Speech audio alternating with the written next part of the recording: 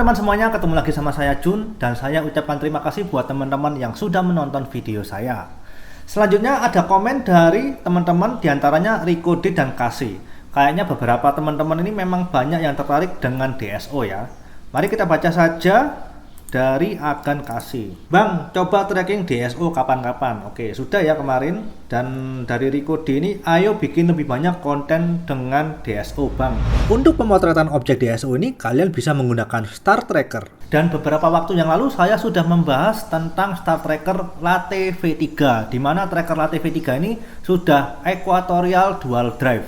Jadi untuk aksis RA dan DSC sudah memiliki motor penggeraknya masing-masing. Ditambah lagi dengan auto guiding system yang memudahkan saat memotret astrofotografi. Dibanderol dengan harga yang sangat terjangkau. Jadi dengan harga nggak sampai 10 juta, kalian sudah dapat sepaket Star Tracker dengan auto guiding systemnya. Dan jangan lupa pesannya di Warkop Beta. Dan setelah kemarin saya melakukan pemotretan objek DSO, sekarang saatnya kita melakukan stacking dengan software DSS atau Deep Sky Stacker. For your information, ada banyak sekali software untuk stacking DSO, tapi yang paling populer adalah Deep Sky Stacker dan Sequator.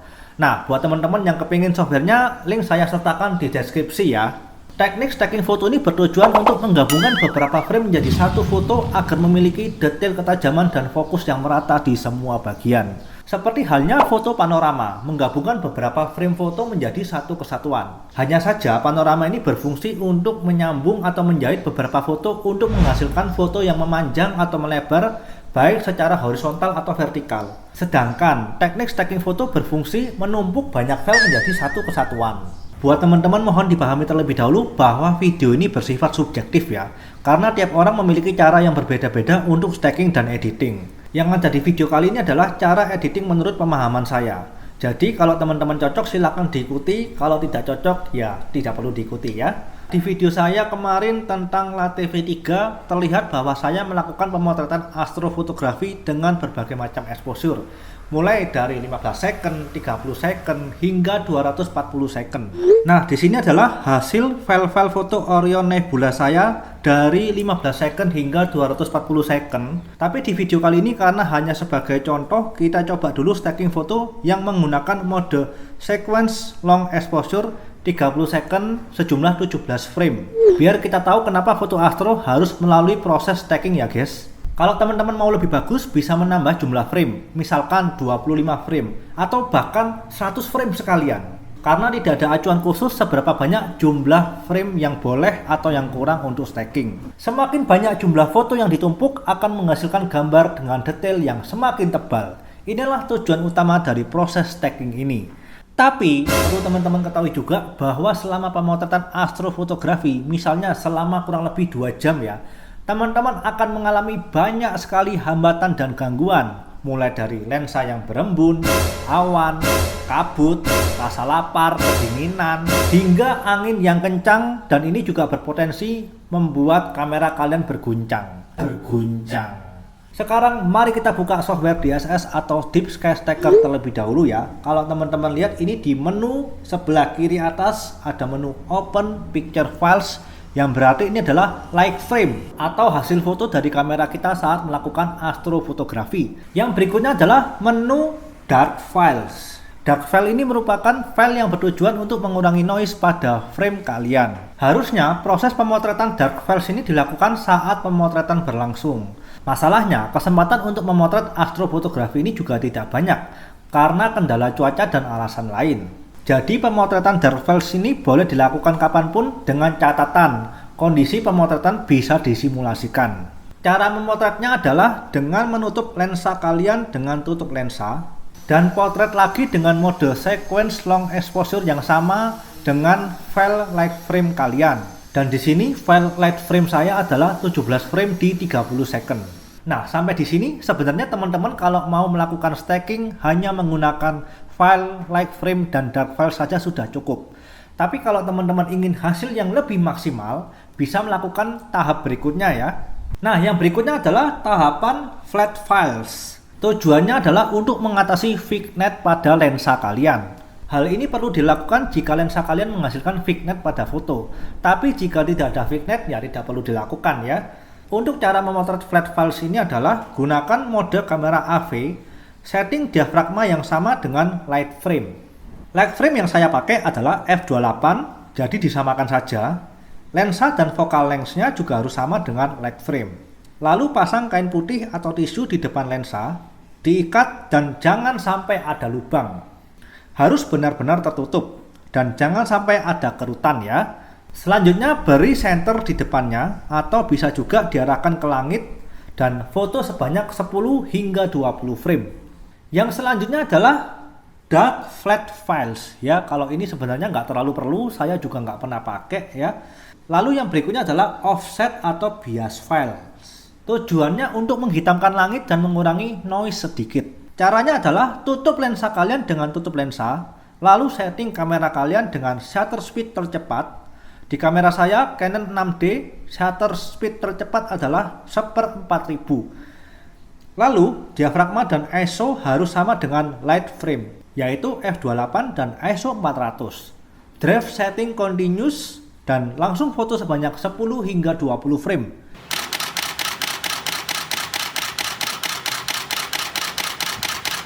Nah, sekarang semua file sudah terkumpul ya. Di sini ada light frame, dark frame, dan bias atau offset. Sekarang saatnya kita melakukan stacking di software Deep Sky Stacker. Ya, buka softwarenya, lalu masukkan light frame. Selanjutnya masukkan dark file. Yes.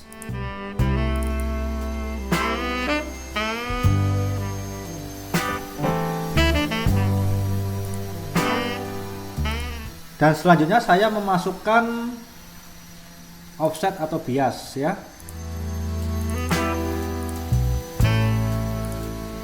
Dan pada proses stacking kali ini saya tidak menggunakan flat files dan dark flat files. Jadi hanya menggunakan light frame, dark files, dan bias. Selanjutnya adalah pencet check all dan pencet stack check picture. Oke, dan sekarang proses stacking sedang berlangsung. Kita tunggu saja ya, boleh sambil ngopi atau lain-lain, terserah kalian. Semakin banyak filesnya, tentu saja prosesnya akan berlangsung lebih lama. Apalagi kalau kalian menggunakan RAW, itu akan lebih lama lagi.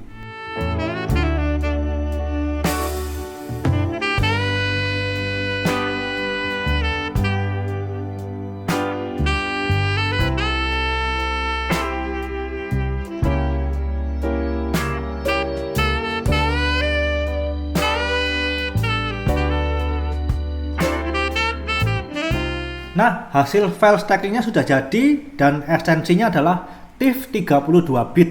Ya, ini adalah hasilnya autosave ini ya. Sebelum ke langkah selanjutnya, saya mau kasih tahu dulu kalau software DSS ini, jika teman-teman ingin melakukan stacking comet, stackingnya bisa milih antara semuanya diam atau cometnya saja yang diam ya. Caranya adalah dengan masuk ke menu setting, lalu stacking setting. Di sini ada comet, ya di sini ada standard stacking, comet stacking, dan stars and comet stacking ya. Teman-teman tinggal pilih aja salah satunya. Oke, itu hanya sekelas info saja, tapi kita lanjut mengedit DSS dari Orion Nebula ini ya. Jadi DSS ini sebenarnya ada banyak sekali fitur selain stacking, sebenarnya juga bisa untuk editing, tapi saya lebih suka menggunakan Adobe Photoshop. Sekali lagi video editing ini bersifat subjektif ya kawan-kawan, karena tiap orang memiliki caranya masing-masing untuk editing. Saya hanya berharap video ini dapat bermanfaat dan teman-teman bisa belajar dari video ini.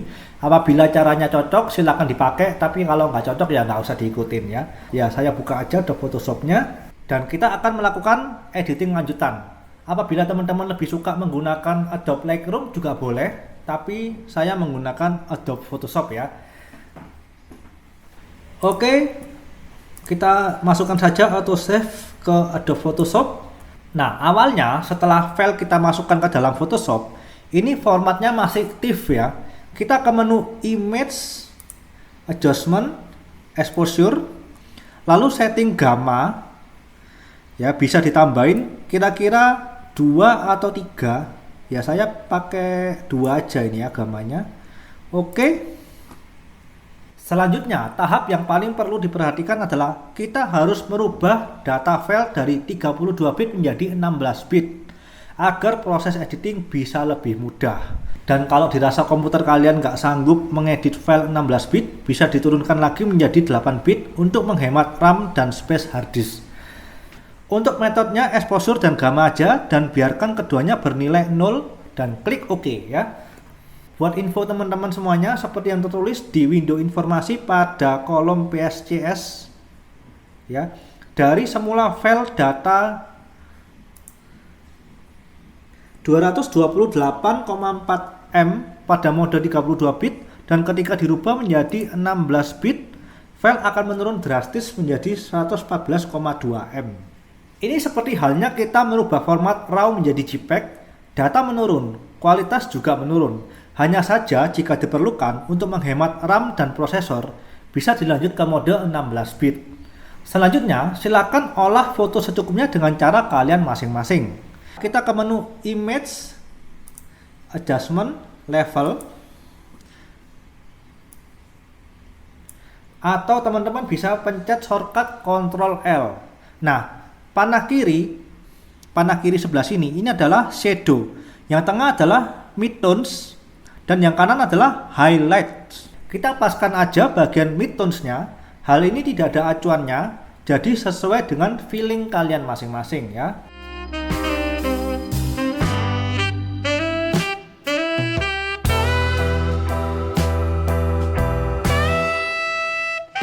Selanjutnya, buka Image Adjustment Curve atau bisa pencet shortcut Ctrl M. Nah, di sini malah ada 5 poin ya. Dari kiri bawah ini adalah black point, lalu di titik ini adalah shadow point, ini midtones points, yang ini adalah highlight points, dan yang paling atas adalah white points. Saya rapatkan pada bagian shadow dan highlights. Ini juga nggak ada acuannya ya, sesuaikan dengan selera kalian.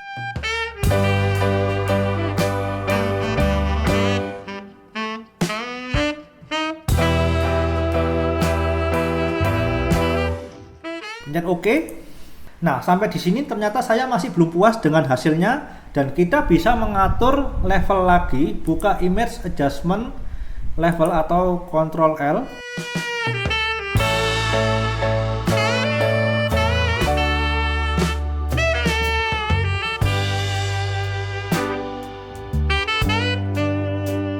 Oke, dan selanjutnya bisa masuk ke menu Curve lagi atau Ctrl M.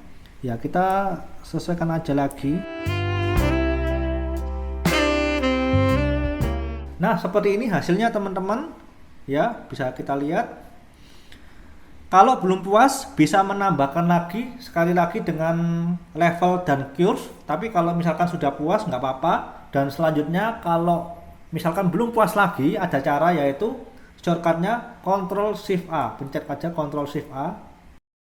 Lalu teman-teman bisa setting lagi. Di sini ada exposure, kontras, highlight, dan segala macamnya sesuai dengan keinginan kalian ya guys. Dan saya selalu mencari the hash di sini agar terlihat lebih clean. Ya, bisa teman-teman lihat di sini.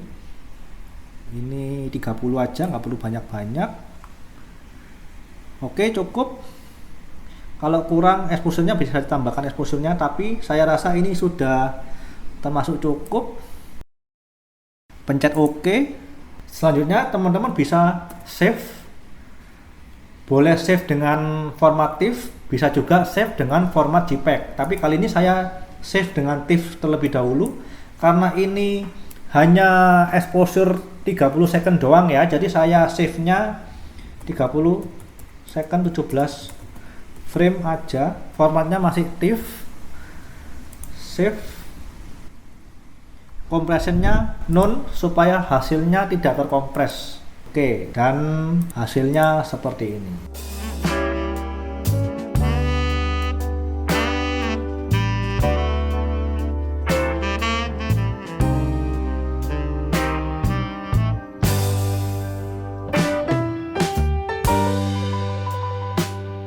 Sekarang mari kita bandingkan hasilnya bagaimana jika saya mengedit file single frame tanpa melakukan proses stacking di DSS. Saya ambil file 544 2554 Kita ke adjustment level.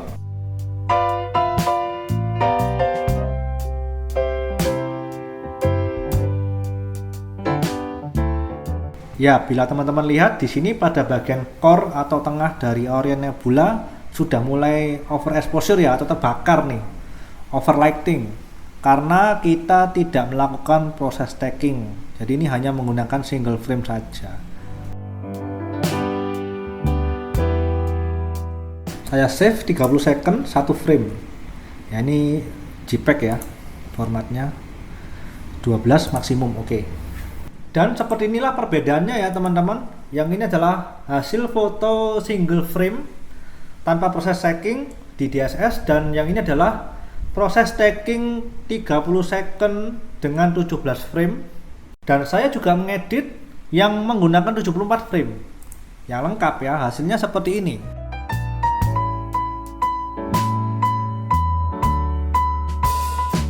Semakin banyak file, hasil editing kalian semakin tajam dan detail.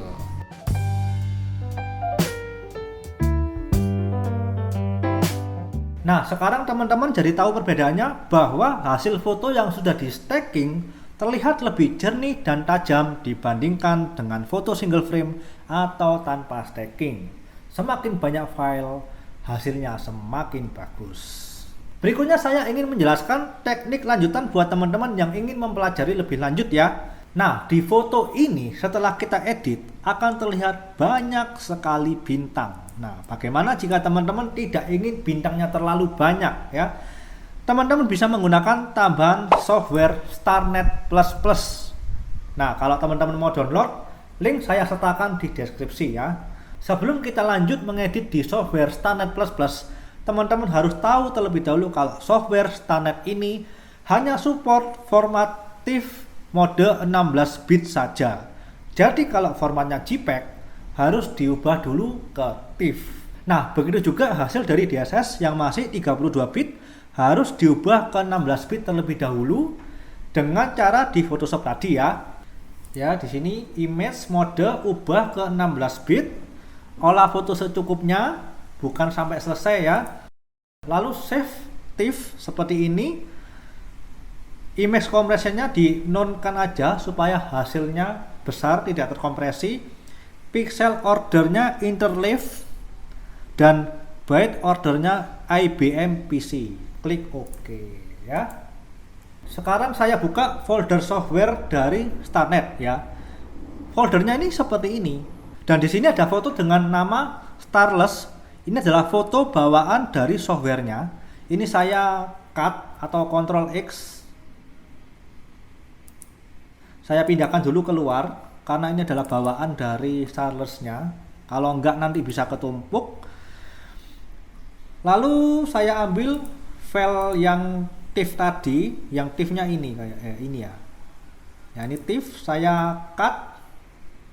Saya bawa ke sini. Lalu file TIFF 16 bit ini saya drag aja ke StarNet++ seperti ini. Run. Dan kita tunggu aja sampai hasilnya jadi ya guys.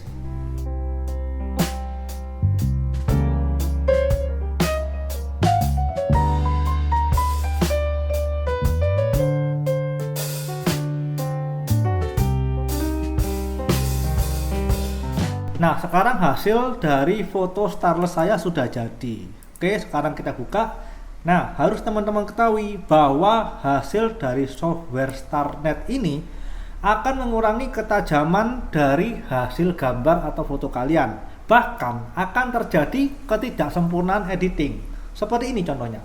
Kalau diperbesar akan terlihat totol-totol ya. Ini karena software StarNet tadi mengurangi atau menghilangkan bintang-bintang. Tapi hasilnya tidak terlalu sempurna. Ya, kalau misalkan dilihat secara file foto kecil gini nggak akan kelihatan, tapi kalau diperbesar akan terlihat. Nah, namun hasil file yang saya harapkan bukan 100% bersih dari bintang, tetapi ada bintangnya dikit, cuma nggak terlalu banyak. Maka dari itu akan saya lakukan editing lanjutan dengan software Adobe Photoshop. Ya, ini saya tarik ke Adobe Photoshop, Nah, teman-teman lihat di layar ini kan hasil foto Starless terletak di atas file foto asli saya ya. Maka akan saya pindah ke bagian belakang layar. Saya buka gemboknya dan file foto Starless di bawah, layar yang ada bintangnya di atas, lalu ubah mode menjadi pin light. Jadi ini supaya kelihatan bintangnya dikit ya, karena kalau tanpa bintang sama sekali hasilnya kurang bagus. Tapi balik lagi, ini sih sesuai dengan selera kalian masing-masing ya. Kalau suka tanpa bintang ya mending dihilangin aja semuanya. Kalau sudah selesai, teman-teman bisa save. Oke, 30C, Starless. Save-nya boleh JPEG ya kalau ini. Save aja 12. Oke.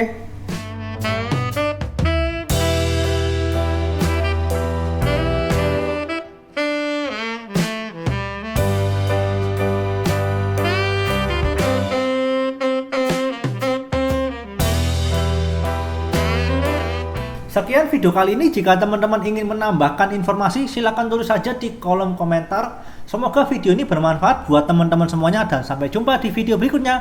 Bye!